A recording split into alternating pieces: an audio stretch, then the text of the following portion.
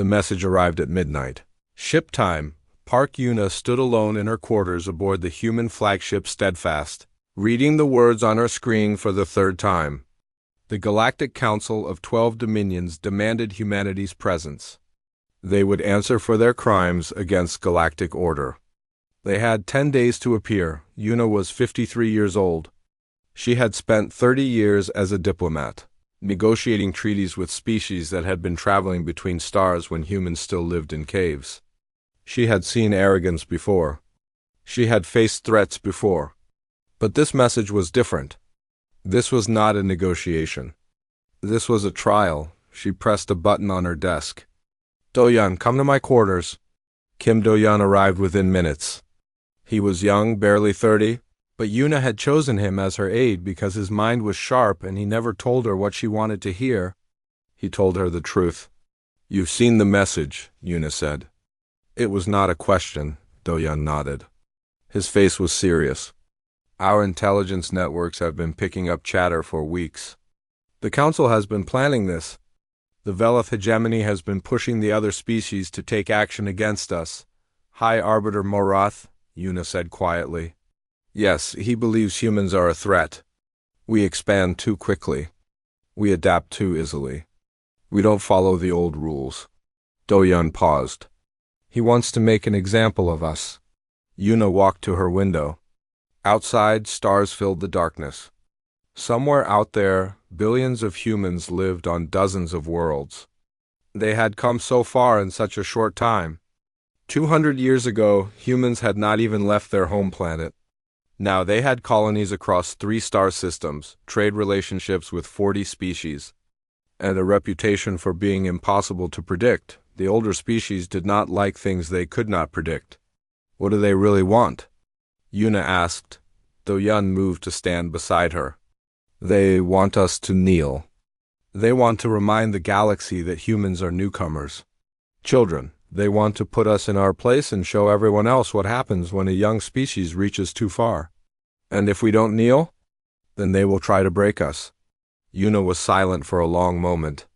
She thought about her grandmother who had lived through the water wars on Earth. She thought about her father, who had helped build the first colony on Mars. She thought about all the generations of humans who had faced impossible situations and found a way through. "Assemble the delegation," she said finally. "I want Commander Lee Junho for security and Choi Hana for cultural analysis. Keep the team small.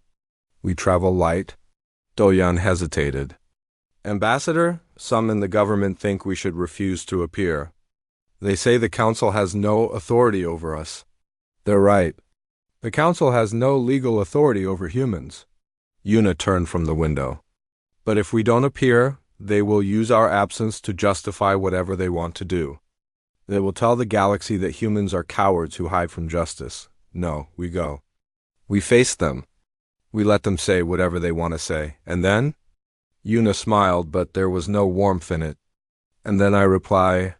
The next 7 days were filled with preparation. Yuna studied everything she could find about the Council species. She memorized their histories, their values, their fears. She learned which ones respected strength and which ones respected wisdom. She learned which ones could be reasoned with and which ones had already made up their minds. The Velith hegemony was the most powerful voice on the Council. They were an ancient species, over 50,000 years old. They had seen hundreds of younger species rise and fall. To them, humans were just another flash of light that would burn out and be forgotten. High Arbiter Morath had ruled the hegemony for 300 years. He believed in order, hierarchy, and the proper place of things. Humans, in his view, did not know their place. The crystalline matriarch spoke for a species that lived for thousands of years. They moved slowly, thought slowly, and considered humans to be reckless children who acted without thinking about consequences. The Dominion of Scales were warriors who had conquered half the galaxy before the Council was formed. They respected only strength, and they did not believe humans had any. Each species had their own view of humanity. Almost none of those views were good. Commander Lee Junho arrived on the 3rd day. He was a tall man with a soldier's posture and a soldier's eyes. He had fought in the border conflicts 10 years ago and had never lost a battle. But he was not just a fighter. He understood strategy, patience, and when to wait for the right moment. "Ambassador," he said, greeting Yuna with a slight bow, "I've reviewed the security situation. The Council Station is in neutral space, but it's surrounded by Velith patrol ships. If things go wrong, we won't be able to fight our way out." "Then we won't let things go wrong," Yuna said. Troy Hannah came next. She was small, quiet, and easy to underestimate. That was a mistake many had made before. Hannah spoke 16 alien languages and could read body language, across species that didn't even have bodies in the traditional sense. She knew how aliens thought, and more importantly, she knew how they felt. "They're afraid of us," Hannah said during their first meeting. "That's what this is really about. They've been the most powerful beings in the galaxy for so long that they've forgotten what it feels like to be challenged. We challenge them just by existing." "Fear makes people dangerous," Do-Yun said. "Fear makes people stupid," Hannah corrected. "And we can use that." On the final night before departure, Yuna gathered her team in the briefing room. The lights were low and the stars outside the windows seemed very far away. "I want to be clear about what we're walking into," Yuna said. "This is a trap. They want us to grovel and beg for mercy. They want us to get angry and make threats. Either response gives them what they need to justify action against us. So what do we do?" Junho asked. "We do neither." Yuna looked at each of them in turn. "We stay calm. We stay respectful. We let them say everything they want to say. And when they're finished, when they think they've won, I will give them our answer." "What answer is that?" Hannah asked. Yuna was quiet for a moment. Then she said, "I'm going to remind them why they're afraid." The Steadfast launched the next morning. The journey to the Council Station would take 2 days. As the ship jumped to faster-than-light travel, Yuna stood alone on the observation deck, watching the stars stretch into lines of light. She thought about all the species that had come before humanity, the ones who had risen and fallen, the ones who had been conquered, absorbed, or forgotten. She thought about what made the difference between those who survived and those who didn't. It wasn't strength. Many strong species had fallen. It wasn't intelligence. Many smart species had been destroyed. It was will. The refusal to accept that the universe could break you. Yuna had been a diplomat for 30 years. She had never lost a negotiation. She did not intend to start now. The stars burned cold and bright ahead of her. She was ready. The Council Station was older than human civilization. Yuna saw it through the observation window as the Steadfast approached. It was a massive structure, built from black metal and strange crystals that caught the light of distant stars. It had been here for 100,000 years, a monument to the power of species that had ruled the galaxy since before humans learned to use fire. "They designed it to intimidate," Hannah said quietly, standing beside Yuna. "It's working," Do-Yun admitted. Junho said nothing. His hand rested near his sidearm, though they all knew weapons would be useless here. They were surrounded by warships from a dozen species. If the Council wanted them dead, they would be dead. The Steadfast docked at a small port on the station's outer ring. A delegation of Velith soldiers met them at the airlock. They were tall creatures with gray skin and 4 arms, and they wore armor that looked like it had been grown rather than built. Their leader looked at the humans with eyes that held no warmth. "Ambassador Park," he said. Her name sounded strange in his mouth. "You will follow us. Your guards will remain here." Junho stepped forward. "I go where the ambassador goes." The Velith soldier's eyes narrowed. "You are in no position to make demands, human." Yuna raised her hand slightly, and Junho stopped. "Commander Junho is part of my official delegation," she said calmly. "Under galactic diplomatic protocols, he has the right to accompany me. As does my aide and my cultural attach." The soldier stared at her for a long moment. Then he made a sound that might have been a laugh. "Very well, bring your small team. It will make no difference." They followed the soldiers through corridors that seemed designed to make them feel small. The ceilings were high, The walls were covered in carvings that showed the history of the council species, and everywhere there were signs of age and power. Humans had built nothing like this. Humans had built nothing that would last this long. That's what they want us to think, Una reminded herself. They want us to feel young and weak before we even reach the chamber. The council chamber was enormous. It was shaped like an amphitheater, with rings of seats rising up toward a domed ceiling painted with stars. Each of the 12 council species had their own section, decorated with their symbols and colors. In the center, at the lowest point, was a small platform where the accused would stand, looking up at everyone else. Subtle, Junho muttered. The chamber was already full. Representatives from species across the galaxy had come to watch. News drones floated near the ceiling, recording everything. This was not just a trial. It was a performance. The council wanted the whole galaxy to see humanity brought low. Una walked to the platform with her team behind her. She stood straight, her hands folded in front of her, her face calm. She looked up at the assembled council and waited. High Arbiter Morath sat in the highest seat, directly above her. He was ancient even by Veleth standards, his gray skin marked with patterns that showed his rank and history. He looked down at Una like she was an insect that had wandered into his home. "Ambassador Park, Una," he said.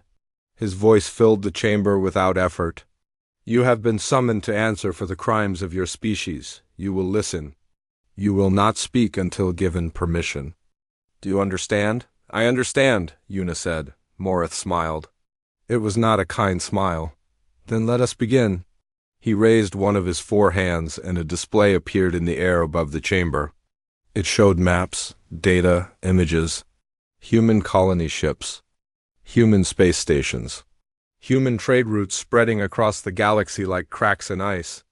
200 years ago, humanity had not left their homeworld, Morath said. They were primitive, violent. They fought wars among themselves and nearly destroyed their own planet.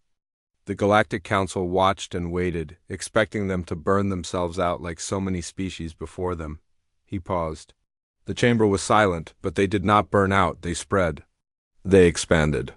They reached out to species that had been part of the galactic order for millennia and offered them trade, alliance, partnership. He spoke the words like they were poison.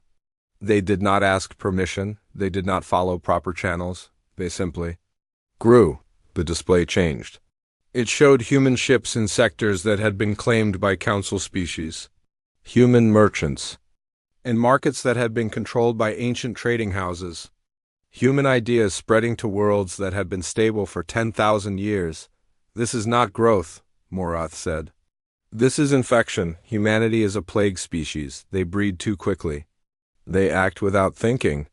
They spread chaos wherever they go, and they call it progress. Voices rose from around the chamber, agreement, support. Some of the species that had been neutral were nodding along. The crystalline matriarch spoke next. Her voice was like glass singing in wind. Humans live such short lives. 80 years. 100 if they are lucky. They do not understand consequences because they will not live to see them. They are children playing with fire, and they will burn the galaxy if we do not stop them. Can they even be called sentient? Asked a representative from the Dominion of Scales. He was huge, covered in armored plates, with teeth that could bite through metal. They spent most of their history killing each other. They had 100 nations, all fighting for the same small planet. This is not the behavior of intelligent beings. This is the behavior of animals. Laughter rippled through the chamber, cold laughter, mocking laughter. Una stood still. Her face showed nothing. Morath let the laughter continue for a long moment.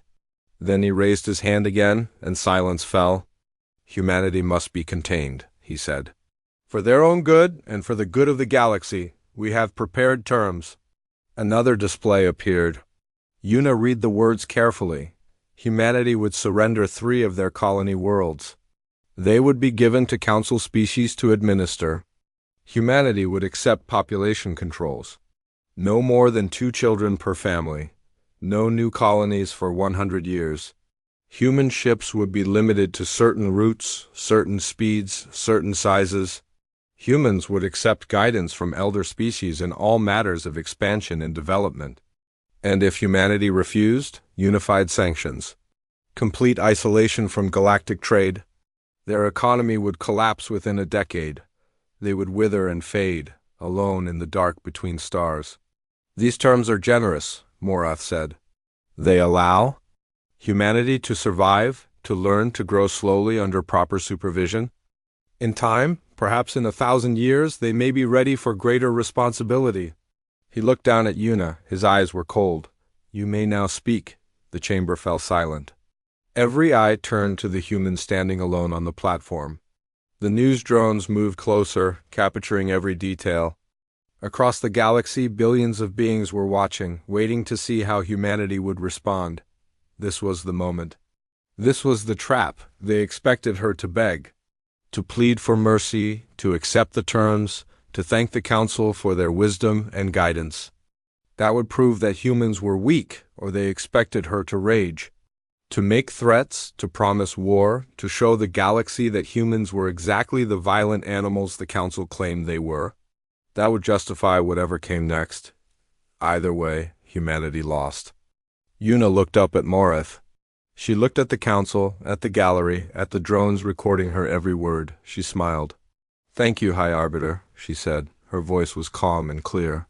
Thank you for your honest assessment of humanity. I appreciate your directness. Morath blinked. That was not the response he expected, Yuna continued. You are correct about many things. Humans are young. We do breed quickly. We did fight among ourselves. We nearly destroyed our own world. These are facts. I will not deny them. She paused. The chamber was completely silent. But, she said, you have understood these facts incorrectly. And with respect, I would like to explain why. She took a breath.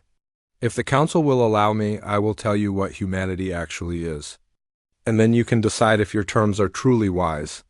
Morath leaned forward slightly. His eyes narrowed. Around the chamber, beings shifted in their seats. No one had expected this. Yuna stood straight and still on the platform, alone against the oldest powers in the galaxy. And she was not afraid. Yuna let the silence stretch for a moment. She wanted them to wait. She wanted them to wonder. You called us a plague, she began. An infection. You said we spread without thinking, without understanding consequences. Let me tell you about consequences. She walked slowly across the platform, her footsteps echoing in the vast chamber. Every eye followed her. 65 million years before humans existed, an asteroid struck our world. It killed almost everything alive. The planet burned. The skies went dark. Most species died and never came back. She paused. But some survived. Small creatures, hiding in the dark, eating whatever they could find. They survived because they could adapt. They could change. Those creatures eventually became us. She looked up at the crystalline matriarch. You said we are short-lived and therefore short-sighted. That we don't understand consequences because we won't live to see them. But we see consequences every day. We see them because we pass our knowledge to our children and they pass it to theirs. We remember. We learn. We don't need to live forever to understand that actions have results. She turned to the Dominion of Scales representative. You asked if we are even sentient because we spent so much time fighting among ourselves. You're right. We did fight. We fought for resources, for land, for ideas, for pride. We killed each other in numbers you would find hard to believe.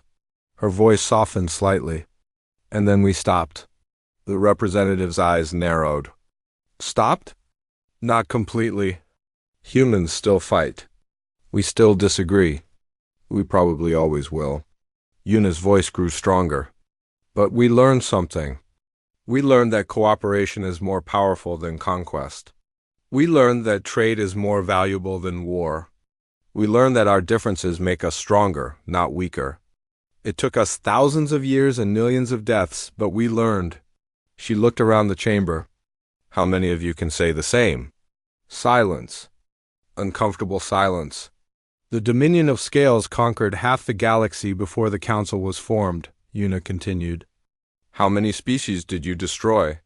How many worlds did you burn? You learned to stop fighting because you ran out of enemies. That's not wisdom. That's just exhaustion. The scales representative growled, a low sound that vibrated through the floor. But he did not speak. Una turned to face Morith directly. The Velith hegemony has ruled your sector for 50,000 years. In that time, how much have you changed? How much have you grown? You found a system that worked, and you locked it in place. You stopped adapting because you didn't need to. But that's not strength. That's fear. You're afraid that any change might bring you down. Morith's 4 hands gripped the arms of his seat. You go too far, human? I go exactly far enough, Una said. You brought me here to hear the truth about humanity. Now you will hear it. She walked back to the center of the platform and stood straight, facing the entire council. Humans are not a plague. We are survivors. We survived ice ages that covered our world. We survived diseases that killed half our population. We survived wars that could have ended us completely. And every single time we came back, we rebuilt. We grew. We reached for something better. Her voice filled the chamber. You look at our expansion and see chaos. We look at it and see hope. Every colony we build is a promise to our children that they will have a future. Every trade route we open is a connection to beings we want to learn from and grow with. Every idea we share is a gift we give freely, because we learned long ago that knowledge grows when it is shared. She paused to let the words sink in. You want us to accept population controls. You want us to stop having children because you think we breed too fast. Her voice turned cold. Do you know why humans have so many children? Because for most of our history, half of them died before they grew up. Disease, hunger, war, we had many children because we had to, just to survive. Now our children live. They grow up. They have children of their own. And you call this a problem? She shook her head. We will not apologize for our children living. Hannah watched from the side of the chamber, translating Una's words into subtle body language cues for different species. She could see the effect Una was having. Some council members were angry, but others were uncertain. They had expected a simple story. Young species threatens order, old species restores balance. Una was making it complicated. You want us to surrender 3 colony worlds, Una continued. 3 worlds where humans have built homes, raised families, created communities. You want us to hand them over because you think we expanded too fast. She let out a breath that was almost a laugh. Do you know what you're asking? You're asking parents to give up their children. You're asking farmers to give up their land. You're asking people to abandon everything they've worked for because you're uncomfortable with how quickly we built it. She looked at Morith. Would the Velith hegemony give up 3 of their worlds? Morith said nothing. Would any of you? Silence. Then do not ask us to do what you would never do yourselves. Una walked to the edge of the platform, as close to the council seats as she could get. Her voice dropped, becoming almost conversational. I understand why you're afraid. You have ruled this galaxy for a very long time. You have systems that work. You have order and stability and predictability. And then we came along. She smiled slightly. We don't follow your rules because we didn't know they existed. We make deals with species you've ignored because we don't know they're supposed to be beneath us. We try things that you would never try because we don't know they're supposed to be impossible. Her smile faded. We are chaos. We are change. We are the thing you cannot predict or control. And that terrifies you. She stepped back to the center of the platform. But here is what you don't understand. We are not your enemy. We never wanted to be your enemy. We wanted to join you. We wanted to learn from you, trade with you, grow with you. We came to the stars expecting to find teachers and partners. Instead, we found... She gestured at the chamber around her. This, you were not invited, Morith said. His voice was hard. You were not ready? Who decides when a species is ready? Una asked. You? The council? By what right? She shook her head. We were ready because we came. We were ready because we survived. We were ready because we refused to wait for permission to reach for something better. She took a breath.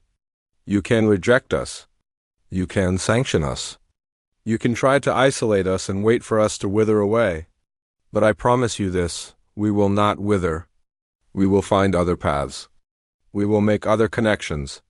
We will keep growing, keep changing, keep reaching. Her voice rose, filling the chamber. Because that is what humanity does. We adapt, we survive, we hope. She looked directly at Morith. And we never, ever give up? The chamber was completely silent. No one moved. Even the news drones seemed to hang motionless in the air. Una stood alone on the platform, small against the vastness of the chamber, facing the oldest and most powerful beings in the galaxy, and she was not finished. I have told you what humanity is, she said. Now, let me tell you what we are prepared to do. Morith leaned forward. His eyes were dangerous. Threats, Ambassador? No, Una said. Facts. She turned to Juno, who stepped forward with a data device. Commander? Jinho activated the device and a new display appeared above the chamber. It showed maps, numbers, ship counts, defensive positions. This is the current military status of humanity, Una said. Every ship, every station, every defense system we have. We are showing you this because we want you to understand something clearly, she looked at the council. We are not weak. We do not want war. We have never wanted war. But if you try to take what is ours, we will fight. And we know how to fight. We have been fighting our entire existence. We are very, very good at it. Her voice dropped to almost a whisper. Do not make us remember how good we are. The military display hung in the air above the chamber, glowing with data that the council had never seen before. Ship counts, fleet positions, defensive networks. Production capacities. It was more than they expected. Far more. Morith studied the display, his four hands gripping his seat. Around the chamber, other council members were doing the same, their translators working quickly to help them understand the numbers. You think this impresses us? Morith said finally. His voice was steady, but Una could hear the edge in it. You have ships, so do we, many more ships. Your entire fleet could be destroyed in a single engagement against the combined council forces. You're right, Una said calmly. In a direct battle, you would win. We know that. We have always known that. She walked slowly across the platform, letting her words settle. But war is not a single battle. War is time. War is cost. War is will. She looked up at him. How many ships would you lose taking our colonies? How many soldiers? How long would it take? And while you're fighting us, what happens to the rest of your territory? What happens to the trade routes you depend on? What happens to the species who have been waiting for a chance to challenge you? She let those questions hang in the air. We cannot defeat you, Una continued, but we can hurt you. We can hurt you badly enough that others will see weakness. And in a galaxy like this one, weakness is death. The Dominion of Scales representative let out a low rumble. It might have been anger. It might have been respect. It was hard to tell. Una turned to address the full chamber. But I did not come here to make threats. I said I came to present facts, and there is more you need to know. She nodded to Do-Yun, who activated his own data device. A new display appeared, this one showing communications logs, treaty documents, and trade agreements. Before we came here, we sent messages to 17 species who are not part of the Council, Una said. Species you have ignored. Species you have dismissed. Species you have exploited. We told them about this summons. We told them about the terms you plan to offer. And we asked them a question. The chamber was very quiet. We asked them if they would be interested in forming a new trade coalition. A coalition that would operate outside council control. A coalition based on partnership instead of dominance, cooperation instead of hierarchy. Morith's eyes narrowed. And what did they say? Una smiled. They said yes. The chamber erupted. Voices rose from every section, some angry, some confused, some alarmed. Council members were turning to their aides, demanding information, demanding to know which species had agreed to this. Morath raised his hand, and slowly, reluctantly, silence returned. "You're bluffing," he said. "The lesser species would not dare to defy the council. They know what would happen to them." "Do they?" Yuna asked. "What would happen to them, exactly? Would you sanction them? Go to war with 17 species at once while also trying to contain humanity? Would you prove to the entire galaxy that the council only maintains order through force and fear?" She shook her head. "They are tired of being lesser. They are tired of being told their place. We offered them something different. We offered them respect. And that, High Arbiter, is something the council has never given them." Hannah watched the council members carefully, reading their reactions. The Velith were angry, but they were also calculating, trying to figure out how to respond. The crystalline matriarch seemed troubled, her light patterns shifting in ways that suggested uncertainty. The Dominion of Scales representative was watching, Yuna with something that looked almost like interest. And in the gallery among the non-council observers, there was movement. Subtle communication. Quiet signals between species who had been told they were too weak to matter. The balance was shifting. Yuna let the tension build for a moment. Then she continued. "You can still stop this. You can withdraw your terms. You can treat humanity as partners instead of subjects.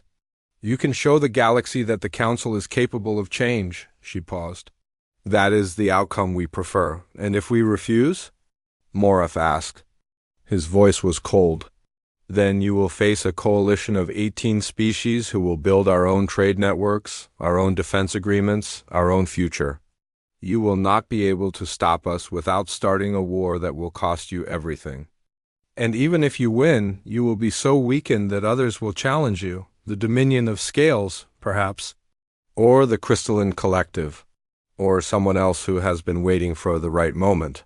She looked at each council member in turn. "You have ruled this galaxy for 100,000 years. That is impressive, but nothing lasts forever. Everything changes. Everything adapts or dies. You can change with the galaxy, or you can be left behind. That choice is yours." Morath stood. The chamber fell completely silent. "You come to our station," he said, his voice tight with controlled anger. "You stand in our chamber, and you lecture us about change? You threaten us with coalitions and consequences? You are an insect telling mountains how to move." He descended from his seat, walking down the steps until he stood at the edge of the platform, looking down at Yuna. He was much taller than her. He was trying to intimidate her with his size, his age, his power. Yuna did not step back. "Insects survive," she said quietly. "Mountains erode." Morath's jaw tightened. For a moment, Yuna thought he might strike her. The tension in the chamber was like a wire about to snap. Then the crystalline matriarch spoke. "High Arbiter," Morath turned, surprised. The matriarch rarely interrupted anyone. "The human makes a valid point," she said. Her voice was careful, measured. "The council has not adapted in many centuries. Perhaps we have become set in our ways. You would side with them?" Morath demanded. "I side with no one." "I observe?" Her crystalline form pulsed with soft light. "But I wonder if our response to humanity has been wisdom or fear. I wonder if we are protecting order or simply protecting ourselves?" "This is not the time for philosophy," Morath snapped. "It is exactly the time." The matriarch's voice hardened slightly. "We were asked to judge humanity, but I find myself asking, by what standard? By the standards of species who had millions of years to develop? By the standards of those who never faced the challenges humans have faced?" She turned to look at Yuna.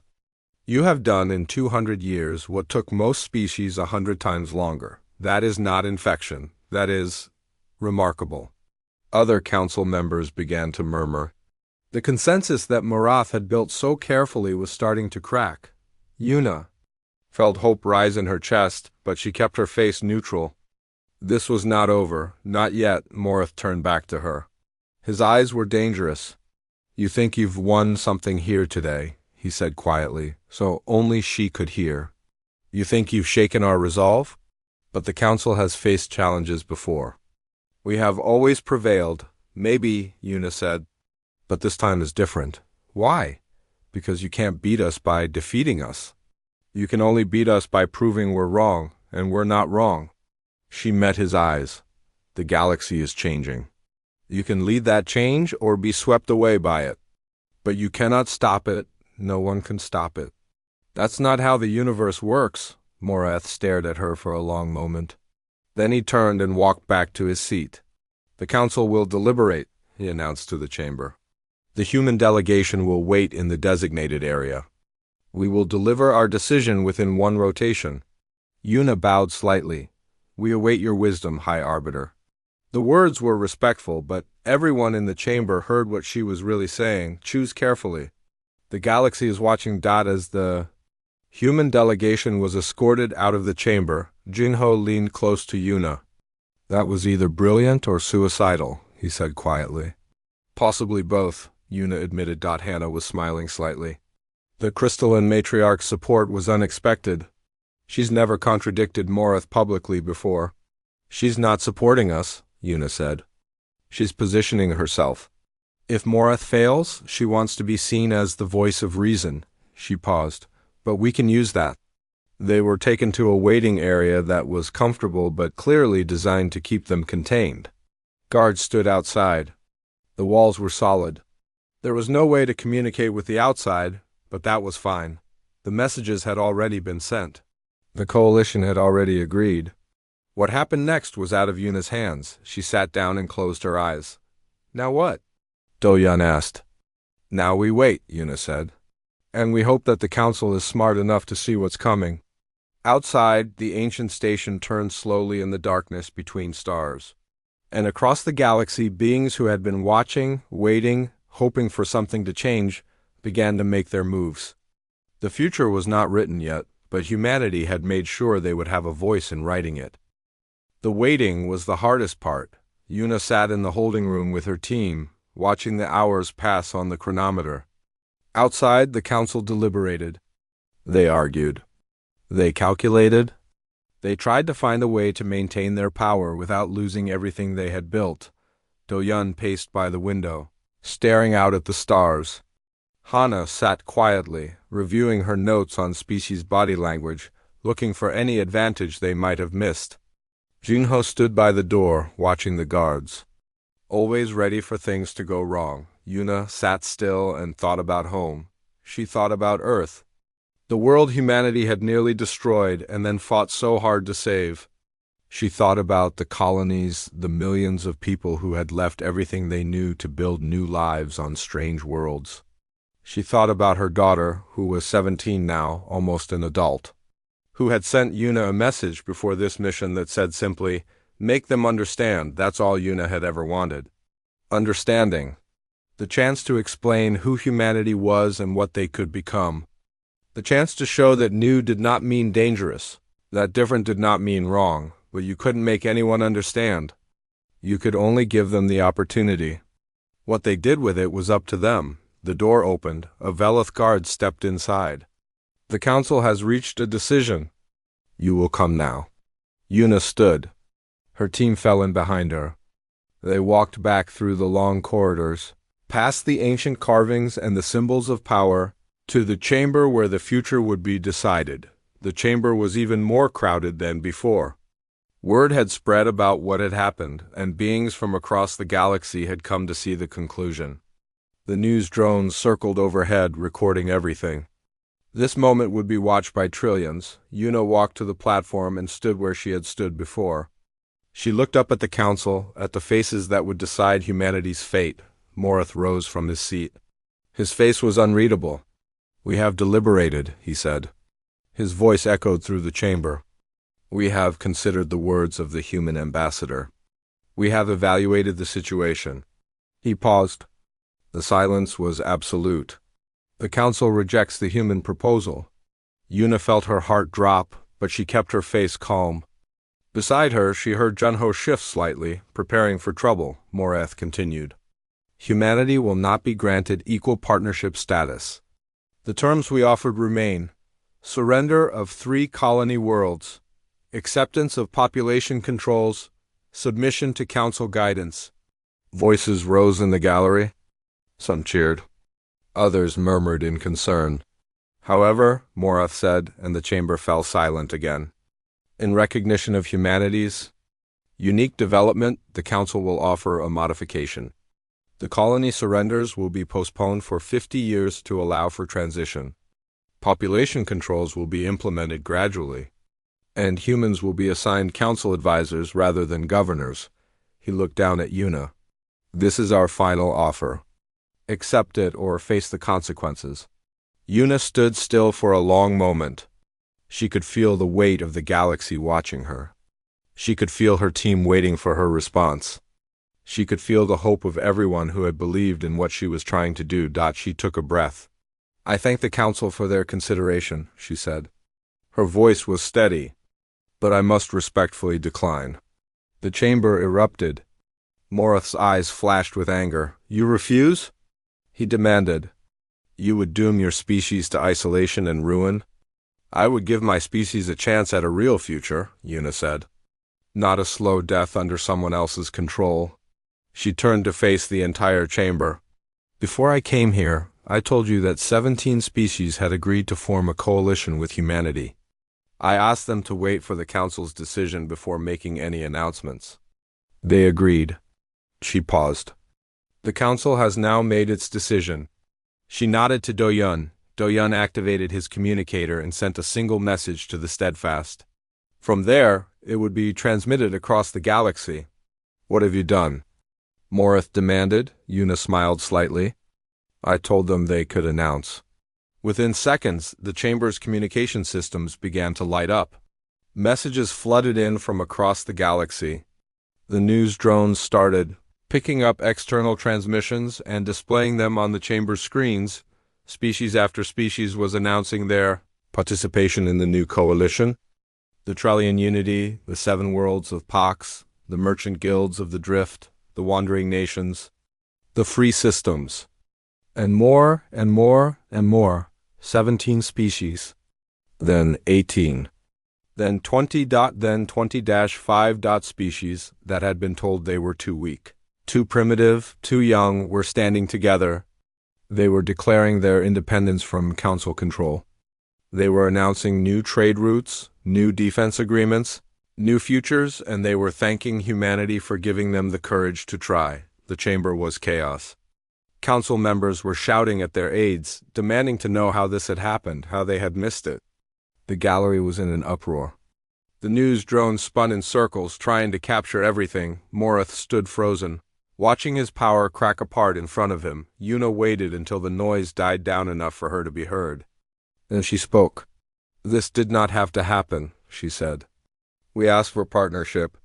You offered subjugation. We asked for respect. You offered control. You had every chance to choose differently. You chose this, she looked at Morath directly. The coalition will not attack the Council. We have no desire for war. We will trade with you, cooperate with you, work with you wherever possible. But we will not submit to you. We will not accept your terms. We will build our own future, and you cannot stop us. Morath's voice was tight with fury. You think this changes anything? You have gathered a collection of weaklings and misfits. The Council has ruled this galaxy for 100,000 years. We will rule it for 100,000 more. Maybe, Yuna said, but you will not rule it alone. Not anymore? She bowed slightly to the Council. Thank you for the opportunity to speak. I hope that in time, you will understand that this is better for everyone. The galaxy is big enough for all of us. It always was. She turned and walked toward the exit. Her team fell in behind her. Ambassador Park! Yuna stopped and turned. The crystalline matriarch had risen from her seat. For what it is worth, the matriarch said, I believe you are right. The galaxy is changing. I hope the Council can change with it. She paused. I hope we can find a way to work together despite this day. Yuna nodded. So do I, matriarch. So do I. She left the chamber. The walk back to the Steadfast felt different. The corridors that had been designed to intimidate now felt like relics of an age that was ending. The guards who escorted them seemed uncertain, as if they no longer knew what their role was. When they reached the ship and the airlock sealed behind them, Junhonho finally let out a breath. "I can't believe that worked," he said. "It worked because it was true," Hannah said. "The galaxy was ready for change. We just gave them permission to see it." Do-Yan was monitoring the communications channels. Messages are pouring in from everywhere. Species we've never even heard of are asking to join the coalition. Trade requests, defense proposals, cultural exchanges. It's overwhelming. Yuna nodded slowly. "It's going to be a lot of work. Building something new is always harder than tearing something down." "Do you think the council will retaliate?" Junho asked. "Morith will want to. But the council is not unified anymore. The crystalline matriarch and others will argue for diplomacy. And the more species join us, the harder it will be for them to act." She paused. "We've started something. Where it goes from here depends on all of us." The Steadfast launched from the station and moved into open space. Through the windows, Yuna could see the ancient structure growing smaller. Just another point of light among millions. Hannah came to stand beside her. "You know, this is only the beginning. There will be challenges, conflicts. Some species in the coalition will have their own agendas. It won't be easy." "I know," Yuna said. "But at least it's our choice. Our future. Whatever happens, we're building it ourselves." She watched the stars. "That's all I ever wanted for us. The chance to try." The ship jumped to faster-than-light travel, and the stars stretched into lines of light. Across the galaxy, the news spread. Humanity had stood before the oldest powers in existence and refused to kneel. They had built a coalition from species the Council had dismissed and ignored. They had changed the balance of power with words instead of weapons. It was not a complete victory. The Council still existed. Morith still held power. There would be conflicts and complications for years to come, but something had shifted. Something fundamental? The galaxy looked at humanity and saw something it had not seen in a very long time. Hope. The possibility that things could be different. That old orders could fall and new ones could rise. That being young and weak was not the same as being without value. Yuna sat in her quarters, finally alone, and read the message from her daughter again. Make them understand. She wasn't sure if she had. Understanding took time. It took patience and effort and the willingness to listen, but she had made them hear. That was a start. She looked out at the streaming stars and thought about everything that was coming. The work, the struggles, the opportunities. The future, unwritten and waiting. She smiled. Humanity was ready.